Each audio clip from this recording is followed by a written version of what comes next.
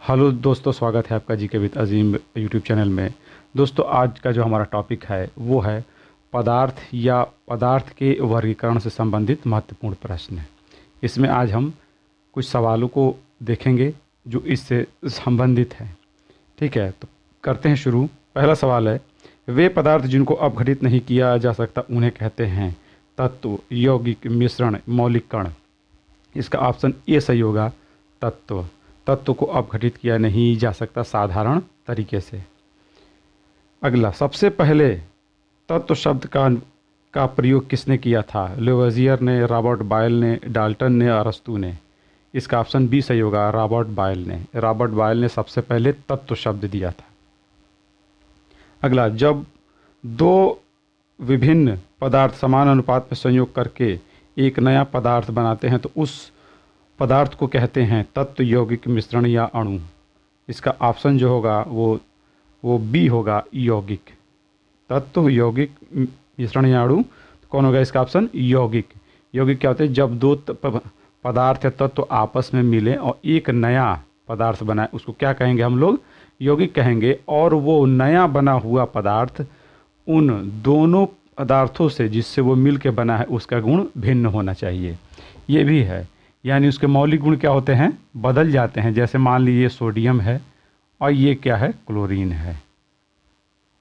Sodium एक क्रियाशील धातु है, क्षारीय है। ये पानी में डालेंगे लग जाएगा आग, तो इसको इस तरह का। क्लोरीन एक क्या है? जहरीली गैस है, गला घोटू गैस है।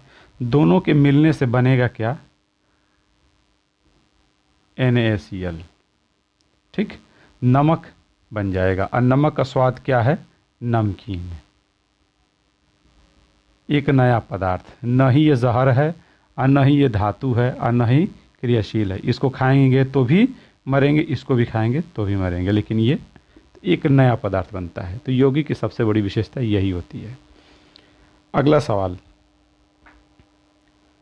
जब किन्हीं दो पदार्थों को आपस में मिलाया जाए तो उनके संयोग से कोई नया पदार्थ न बने तो उसे कहते हैं तत्व, यौगिक, मिश्रण। इनमें से कोई नहीं। इसका ऑप्शन सी सही होगा, मिश्रण।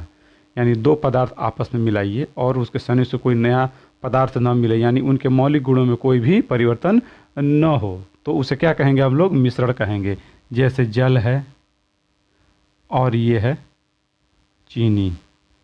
इसमें जल का भी गुण है, मिलने के बाद ये क्या बन जाएगा? शीरा बन जाएगा,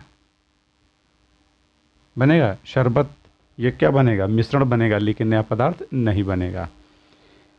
ठीक, वायु, शरबत, बारूद, स्टील, मिट्टी का तेल, दूध, धुआं किसके उदाहरण हैं? मिश्रण, यौगिक, तत्व, तरल। मिश्रण के उदाहरण हैं। वायु क्या है? गैसों का है, मिश्रण है। शरबत क्या है? उसमें चीनी और जल होगा।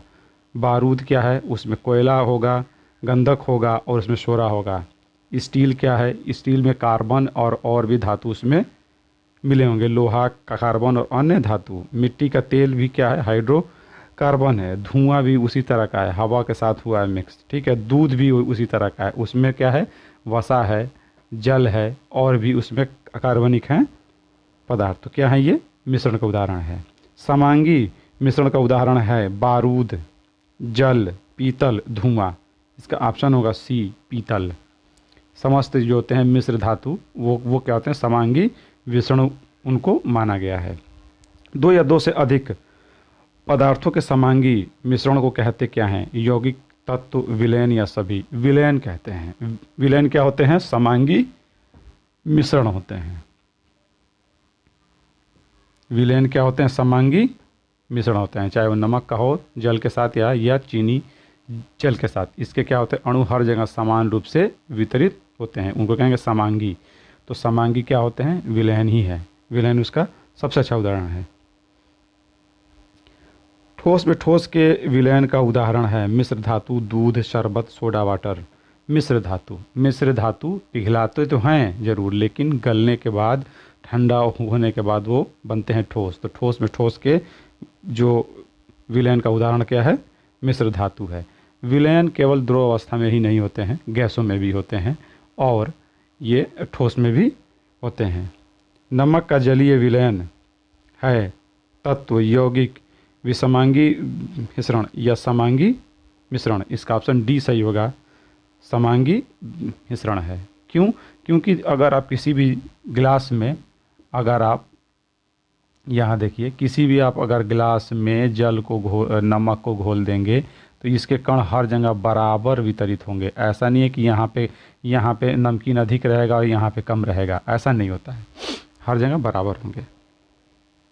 किसी मिश्रण में जिस अवयव की मात्रा अधिक होती है उसे कहते हैं विलेय, विलायक, यौगिक तत्व, विलायक कहते हैं। इसका ऑप्शन बी सही होगा, विलायक। विलायक क्या होता है? एक देखिए, विलयन में क्या होते हैं? विलयन में दो चीज़ें होती हैं, एक होगा विलेय, एक होगा विलायक। ठीक, विलायक हम हमेशा क्या होगा? अधिक, विलयन में, और ये कम। तो जिस विलयन में जो चीज़ कम होगा उसे विलेय कहेंगे, और जो अधिक होगा उसे विलायक, विला देने वाला, खो जाने वाला, उसमें उसे विलायक कहेंगे। ठीक है। निम्न में धातु है हीरा, सिलिकॉन, फास्फोरस, मरकरी। इसका ऑप्शन होगा डी सही होगा, मरकरी। हीरा क्या है? कार्बन का अपर रूप है, अधातु। सिलिकॉन अधातु, और फास्फोरस भी अधातु है। अमोनिया है तत्व, यौगिक मिश्रण, N2 और H2 का मिश्रण। इसका ऑप्शन जो होगा वो बी सही होगा, यौगिक है। अमोनिया क्या है? अमोनिया को अगर देखा जाए तो अमोनिया यह नाइट्रोजन और हाइड्रोजन के रासायनिक अभिक्रिया द्वारा मिला हुआ है, और ये बना है NH3 बना है। अगर आप ये कहें और ये मिश्रण नहीं है, ये एक क्या है? एक यौगिक है, दो पदार्थों के मिलने से बना है। हम एक चैम्बर में, एक परख नली में अगर ऐसे इसमें अगर हम ऑक्सीजन प्लस हाइड्रोजन लेकर इस तरह बंद करके हिला दें तो पानी बनेगा नहीं, वो मिश्रण ही है वो। जबकि पानी क्या है? यौगिक है, हाइड्रोजन और ऑक्सीजन से बना हुआ यौगिक। तो यौगिक संयोग करके हैं बने हुए। अगर हम यहाँ और ऑक्सीजन या हाइड्रोजन मिला भी दें तभी भी वो मिश्रण ही होगा, यौगिक नहीं बनेगा। ठीक है। उसके लिए क्या करना पड़ेगा? इसमें धारा प्रवाहित होगी या विद्युत स्फुलिंग होगा, तब ये क्रिया द्वारा बनेगा H2O। ठीक है। तो इस चीज़ को जान लीजिए। जैसे सारी हवाएं हैं, मिक्स है, उसमें मिश्रण है, वो यौगिक नहीं है। वो यौगिकों का मिश्रण हो सकता है लेकिन वो मिश्रण है। जलवाष्प है अधातु तत्व, यौगिक मिश्रण, यौगिक है। जलवाष्प क्या है? यौगिक है, जल है, जलवाष्प H2O होता है, यौगिक है। नमक एवं जल के मिश्रण को अलग किया जा सकता है। नमक एवं जल के मिश्रण को अलग किया जा सकता है निलंबन द्वारा, क्रिस्टलन द्वारा, आसवन द्वारा। बी और सी दोनों। क्रिस्टलन द्वारा, क्रिस्टल की तरह उसकी मात्रा में जल की मात्रा को धीरे धीरे घटाया जाएगा और उसमें नमक की मात्रा बढ़ेगी और क्रिस्टल के रूप में नमक रोड़े के रूप में बन के अलग हो जाएंगे। ठीक है। इसी तरह से क्रिस्टलन विधि द्वारा ही बनाते हैं मिश्री। मिश्री को करते क्या हैं कि एक बड़े से बर्तन में जल और चीनी का घोल छोड़ देते हैं और इसमें कच्चा धागा लटका देते हैं। कुछ दिनों बाद ये मिश्री इस धागे पे क्या होते हैं? सट जाते हैं। इस क्रिया को भी क्रिस्टलन कहते हैं। मिश्री जो होती है बनती इसी तरह है। ठीक है। बालू और लोहे के मिश्रण को अलग किया जा सकता है गर्म करके, चुंबकीय पृथक्कीकरण, उपकेंद्रण द्वारा, ऊर्ध्वपातन द्वारा। ठीक है। इसका ऑप्शन बी सही होगा, चुंबकीय पृथक्कीकरण द्वारा। इसमें क्या होता है? जितने भी चुंबकीय अयस्कों को अलग करने की ये सबसे आसान होती है विधि। अगर मान लीजिए अगर ये इसमें दिया हुआ है लोहा और बालू, इसमें क्या होता है कि चुंबक के ऐसे ड्रम होते हैं, ये चुंबक होते हैं और इस पे दौड़ता है पट्टा और यहाँ से गिराते हैं इस पे वो पदार्थ। मान लीजिए हमने गिरा दिया इसमें बालू और लोहे का मिश्रण, यहाँ जब चलेगा तो ये गति करेगा, यहाँ से जब ये फेंकेगा तो यहाँ जाएगा, तो बालू यहाँ चला जाएगा और चूँकि ये चुंबक है तो आकर्षण द्वारा ये यहाँ पे आके गिरेगा, तो दोनों यहाँ लोहा अलग हो जाएगा और बालू यहाँ अलग हो जाएगा। इसे कहते हैं चुंबकीय पृथक्कीकरण। पृथक्कीकरण। जितने भी लौह होते हैं अयस्क की विधि इसी विधि द्वारा अलग होते हैं। नमक और नौसादर के मिश्रण को अलग किया जा सकता है क्रोमैटोग्राफी द्वारा, वाष्पन द्वारा, ऊर्ध्वपातन द्वारा, क्रिस्टलन द्वारा। ऊर्ध्वपातन द्वारा गर्म करेंगे, नमक ठहर जाएगा, नौसादर वाष्प होके जाके जमा हो जाएगा पुनः। तो ये 16 का होगा, सी सही होगा। आयोडीन और रेत के मिश्रण को अलग किया जा सकता है क्रोमैटोग्राफी द्वारा, वाष्पन द्वारा, ऊर्ध्वपातन द्वारा, क्रिस्टलन द्वारा। ऊर्ध्वपातन द्वारा कैसे? आयोडीन, नौसादर, कपूर, ये क्या होते हैं? इनको ऊर्ध्वपातन द्वारा अलग करते हैं। उसके बाद जल एवं तेल के मिश्रण को अलग किया जा सकता है पृथक्कीकरण कीप से, क्रोमैटोग्राफी से, इसी को कहते हैं वर्ण लेखन, आसवन से, अपकेंद्रन से। इसका ऑप्शन होगा पृथक्कीकरण कीप द्वारा। ऊपर ठहर जाएगा तेल, आ जाएगा नीचे पानी, पानी को निकाल लेंगे, तो इसका ऑप्शन ए सही होगा। बालू एवं चीनी के मिश्रण में विलयन को अलग किया जा सकता है निलंबन द्वारा, क्रिस्टलन द्वारा, आसवन द्वारा, भाप आसवन द्वारा। इसका ऑप्शन होगा बी, क्रिस्टलन द्वारा। विभिन्न पदार्थों के घुलनशीलता के वितरण के आधार पर पदार्थों को दो भागों में किसने बांटा था? डाल्टन ने, एवाजिए ने, डेवी ने, थॉमस ग्राहम ने। इसका ऑप्शन डी सही होगा, थॉमस ग्राहम ने। परचमेंट झिल्ली द्वारा विलयन को एक तरफ रखा और देखा जो चीज़ें पास हो गई उससे, उसको क्या कहा गया? उस मतलब उस आधार पे उन्होंने दो तरह, और जो पास नहीं हुए उससे, परचमेंट झिल्ली से, झिल्ली होती है ये पत्ती में, आंत में होती है झिल्ली, यहाँ से जो पास हो गया और जो नहीं हुआ पास, उस तरह से दो भागों में इसको बांटा। वे पदार्थ जो परचमेंट झिल्ली से विस्तृत होकर निकल जाते हैं उन्हें कहते हैं कोलाइड, क्रिस्टलाभ, निलंबन, वास्तविक विलयन। इसका ऑप्शन बी सही होगा, क्रिस्टलाभ कहा उन्होंने। अगला सवाल, वे पदार्थ जो परचमेंट झिल्ली से विसरित होकर नहीं निकले उन्हें कहते हैं कोलाइडी, क्रिस्टलाभ, निलंबन या वास्तविक विलयन। इसका ऑप्शन ए होगा सही, कोलाइडी विलयन। इस तरह से उन्होंने क्या किया? दो भागों में बांटा। जो निकल गए उनको उन्होंने क्या कहा? क्रिस्टलाभ कहा, और जो निकल नहीं पाए उनको कोलाइडी कहा। तो विलयन के आधार पर इन्होंने पदार्थ को दो भागों में बांटा था। थॉमस ग्राहम ने सबसे पहले ये काम किया था उन्होंने। ठीक है।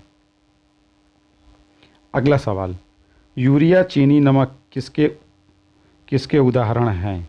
यूरिया, चीनी, नमक इसके उदाहरण है कोलाइडी के, क्रिस्टलाभ के, निलंबन के, वास्तविक विलयन के, क्रिस्टलाभ के। ऑप्शन बी सही होगा, क्रिस्टलाभ के। यह परचमेंट झिल्ली से रिस जाते हैं। रक्त, गोंद, रंगीन कांच, पेंट, रबर, कोहरा, फेनिल, क्रीम, जेली, पनीर, दूध तथा मक्खन किसके उदाहरण हैं? कोलाइडी के, क्रिस्टलाभ के, वास्तविक निलंबन के, वास्तविक विलयन के, कोलाइडी के। इसका ऑप्शन ए सही होगा। 25वां देखिए, कोलाइडी विलयन के कणों का आकार होता है, बहुत बार ये सवाल आया है, 10 पे -7 से 10 पे -8 सेमी, 10 पे -7 से 10 पे -4 सेमी, 10 पे -4 से 10 पे -3 सेमी, या 10 पे -1 से 0.2 सेमी। इसका ऑप्शन जो होगा बी सही होगा, 10 पे -7 से 10 पे -4 सेमी होगा।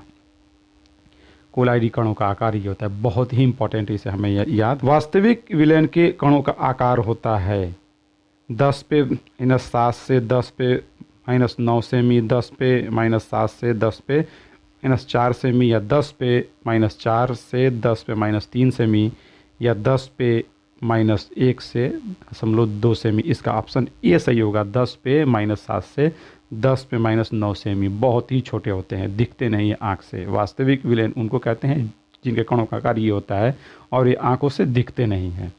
दूध किसका उदाहरण है? पायस, फेन, एरोसाल, जेली पायस का उदाहरण है। इसका ऑप्शन ए सही होगा, पायस।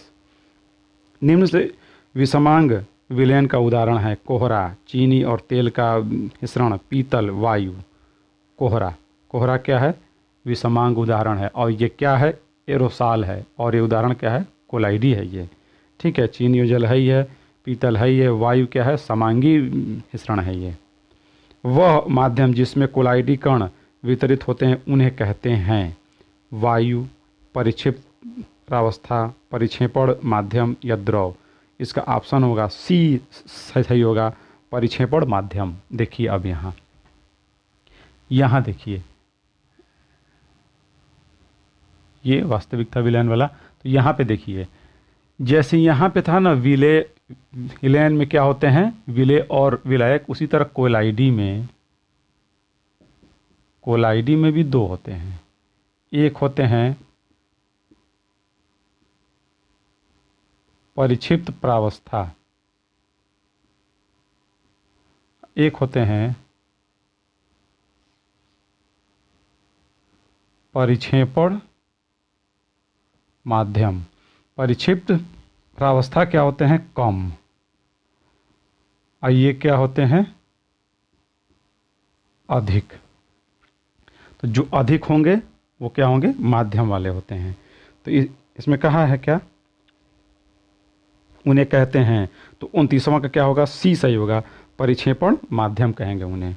ठीक है, टिंडल प्रभाव प्रदर्शित करता है निलंबन, वास्तविक विलयन, कोलाइडी या सभी। कोलाइडी विलयन जो होते हैं वो टिंडल प्रभाव दिखाते हैं। यानी कोलाइडी जल अगर विलयन इसमें भरा है और इसमें प्रकाश की किरण अगर ले जाएंगे तो प्रकाश की किरण क्या होगी? चमकने लगेगी। इसी को क्या कहते हैं? टिंडल प्रभाव कहेंगे। रक्त किस प्रकार का कोलाइडी है? धनावेशित, ऋणावेशित, उदासीन या इनमें से कोई नहीं? ऋणावेशित है। कोलाइडियों की सबसे बड़ी क्वालिटी क्या होती है? ये आवेशित भी होते हैं। तो रक्त क्या है? ऋणावेशित कोलाइडी है। अगर आप कोलाइडी वाला नहीं देखें तो वो वाला वीडियो एक बार आप जाके ज़रूर देखिए, मैंने उस पर वीडियो बनाया है, डिस्क्रिप्शन में मैंने दिया है लिंक उसका। विलयन में विलेय पदार्थ घुलना संभव न हो तो उसे कहेंगे असंतृप्त विलयन, संतृप्त विलयन, आभासी विलयन या वास्तविक विलयन। उसे कहेंगे संतृप्त विलयन। उसे क्या कहेंगे? इसका ऑप्शन बी सही होगा, संतृप्त विलयन। जब किसी विलयन में पदार्थ की मात्रा घुलने की संभावना हो तो उसे कहेंगे असंतृप्त विलयन, संतृप्त विलयन, आभासी विलयन या वास्तविक विलयन। इसका ऑप्शन जो होगा वो 33 का ए होगा सही, असंतृप्त विलयन। कोलाइडी विलयन किस तरह का मिश्रण है? समांगी, विसमांगी, निलंबन या वास्तविक विलयन। इसका ऑप्शन बी सही होगा, विसमांगी। कोलाइडी विलयन विसमांगी होते हैं। दिखते तो हैं समांगी की तरह लेकिन होते क्या हैं? विसमांगी। प्रयोगशाला में रक्त मूत्र की जांच ठीक है, प्रयोगशाला में रक्त मूत्र की जांच, डेयरी तथा घरों में दूध से क्रीम मक्खन का निकालना, कपड़े धोने की मशीन में भीगे हुए कपड़े को निचोड़ना किस प्रकार के पृथक्कीकरण का उदाहरण है? क्रिस्टलन, अपकेंद्रण, आसवन, निस्यंदन। 35 का बी ऑप्शन होगा, अपकेंद्रण। घुमा देते हैं जिससे क्या होते हैं? हल्की चीज़ें क्या होती हैं? आ जाती हैं ऊपर और भारी नीचे, दूर हट जाती हैं। इसी के द्वारा होता है। आपस में न मिलने वाले द्रव अपने घनत्व के अनुसार विभिन्न परतों में पृथक होते हैं तो इन्हें किस विधि द्वारा अलग किया जाता है? पृथकीकरण कीप से, क्रोमैटोग्राफी से, आसवन से, अपकेंद्रण से। इसका ऑप्शन ए सही होगा, पृथकीकरण कीप से। यानी दो विलयन आपस में मिल जाएं और वो न मिलने वाले हों, यानी ये विभिन्न अपने परतों में क्या हों? अलग हों। तो इस तरह के, मान लीजिए ये जल है और इसी में पानी मिला दिया गया है, तो जाहिर सी बात है जल ये होगा और ये हो गया क्या? तेल। दोनों अलग। अब यहाँ से निकाल लेंगे पानी को और जहाँ तेल आएगा अलग करके दूसरे बर्तन में तेल को निकाल लेंगे। इसे कहते हैं कीप, पृथकीकरण। बहुत इंपॉर्टेंट है ये। एक कोर्स में है ये। अमोनियम क्लोराइड, कपूर, हेफ्थलीन, एंथ्रासीन तथा बेंजोइक अम्ल आदि जैसे पदार्थों को किस तरह अलग करते हैं? क्रोमैटोग्राफी द्वारा, आसवन द्वारा, ऊर्ध्वपातन द्वारा या क्रिस्टलन द्वारा। इसका ऑप्शन जो होगा सी सही होगा, ऊर्ध्वपातन द्वारा। वाष्पशील जो होते हैं, वाष्प होकर तुरंत ठोस अवस्था में आ जाएं, वो क्या होंगे? उनको अलग करने की है विधि ऊर्ध्वपातन द्वारा। एक ही प्रकार के विलायक में घुले हुए दो विलेय पदार्थों को किस तरह से अलग करते हैं? क्रोमैटोग्राफी द्वारा, वाष्पन द्वारा, ऊर्ध्वपातन द्वारा या भाप आसवन द्वारा। इसका ऑप्शन ए सही होगा, क्रोमैटोग्राफी द्वारा। आपस में दो तरह की स्याहियाँ आपस में हों तो उसी तरह अलग ये होते हैं। डाई में रंग को पृथक करना, प्रकृति में रंगों को पिगमेंट से अलग करना, रक्त से नशीले पदार्थों को पृथक करना किस विधि द्वारा होता है?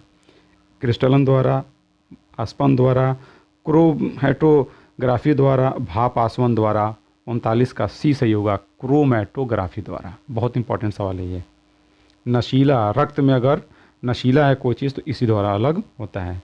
ऐसे मिश्रण को कैसे पृथक करते हैं जो बिना अपघटित हुए उबलते हैं तथा उनके घटकों के मध्य क्वथनांक अधिक अंतराल पर नहीं होते हैं?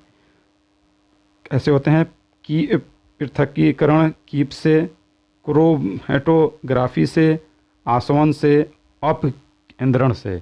इसका ऑप्शन सी सही होगा, आसवन से। अलग अलग तापमान पे उनको खौलाकर अलग कर लेते हैं। जैसे मान लीजिए जल है और अल्कोहल है, तो जल खौलेगा 100 पे और अल्कोहल 76 पे ही खौल जाएगा, तो इसको निकाल लिया जाता है।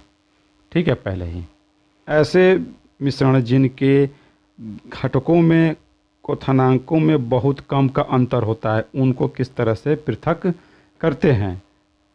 पृथकीकरण कीप से, प्रभाजी आसवन से, आसवन से, अपकेंद्रण से। प्रभाजी आसवन से। जैसे ये हवा ही है, ये वायु में घुले हुए कार्बन डाइऑक्साइड है, तो कार्बन डाइऑक्साइड को तो मान लीजिए ये बहुत अधिक है, पहले ही ये खोल जाता है, मतलब उबल जाकर। लेकिन इसका जिनका क्वथनांक के मध्य अंतर बहुत कम हो, 183 है, ये 186 है और ये 96 माइनस में, तब क्या होता है? तो पहले वायु को ठंडा करके द्रवित कर लेते हैं और फिर पुनः इसको हम लोग अलग अलग तापमान पर इनको प्रभाज द्वारा अलग कर लेते हैं। आसवन की विधि वही होती है, केवल इसमें एक प्रभाज जो होता है जुड़ा होता है, जो ऊंचाई के साथ साथ अलग अलग तापमान को दिखाता है। ठीक है। पेट्रोलियम उत्पादों का पृथकीकरण किसके द्वारा होता है? कि पृथकीकरण से, प्रभाजी आसवन से, आसवन से, अपकेंद्रण से। इसका ऑप्शन होगा बी सही होगा, प्रभाजी आसवन द्वारा। वायु में घटकों को अलग करना, एथिल अल्कोहल और एथिल अल्कोहल को अलग करना, और पेट्रोलियम पदार्थों को भी अलग करना जो होता है वो प्रभाजी आसवन द्वारा होता है। ठीक है। अगला, झावा पत्थर, रबर, पॉलीस्टाइरीन जैसे कोलाइडी में परिक्षिप्त अवस्था है, ठोस, गैस, द्रव, गैस व द्रव दोनों। इसका ऑप्शन बी सही होगा, गैस। गैस क्या है? परिक्षिप्त अवस्था है, यानी पॉलीस्टाइरीन हो गया, चाहे फोम हो गया, झावा पत्थर हो गया, ये ठोस के अंदर थोड़ी सी गैस है, तो गैस क्या हो गया? परिक्षिप्त अवस्था हो गया। इसका ऑप्शन जो होगा बी सही होगा। पेंट इंक, सल्फर साल कोलाइडी में परिक्षेपण माध्यम है, यानी अधिक वाला कौन सा है? तो द्रव, ठोस, गैस, गैस और द्रव दोनों, द्रव होगा। पेंट में क्या है? द्रव अधिक होता है, उसमें ठोस कम होता है, तो वो परिक्षेपण माध्यम होगा। तो ये कुछ सवाल थे 45 जो आपको जानने चाहिए, और इससे परीक्षा में बहुत बार सवाल आए हैं, तो अगर आप इसको देखिए, समझिए, आने वाले समय में इसके सारे सवालों के PDF आपको मिलेंगे। ठीक है। अगर आप कोलाइडी वाला, सॉल्यूशन वाला वीडियो नहीं देखे हैं तो मैंने उसका डिस्क्रिप्शन में दिया लिंक, आप उसे ज़रूर देखें। तो वीडियो अगर ये आपको अच्छा लगा है तो इसको करिएगा लाइक, और अगर आप चैनल पर नए हैं तो करिएगा सब्सक्राइब। मिलते हैं फिर हम एक अगले वीडियो में। तब तक के लिए अलविदा, जय हिंद।